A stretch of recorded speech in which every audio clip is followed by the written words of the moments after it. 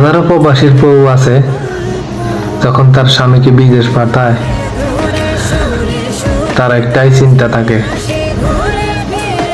সামনে একটা ভালো ভবিষ্যৎ, একটু ভালো চলার আশায়, ছেলে মেয়েদের ভালো ভবিষ্যতের আশায় তার স্বামীকে বিদেশ পাঠায়। কিন্তু তার 1 সপ্তাহ বা 2 সপ্তাহ যাওয়ার পর যে কষ্টটা অনুভব করে, যে একাকিত্ব বোধ করে, সে আশাটা এক নিমেষে শেষ হয়ে যায়। তখন যে ভালো ভালো চলার আশায়, খাওয়ার আশায়, ভবিষ্যতের আশায় সব শেষ। 2 সপ্তাহ পরে সব শেষ। তখন তার মনে হয় কি জানেন, আমার স্বামী যদি একবার আসে দেশে, তাকে আর কখনো বিদায় দেব না।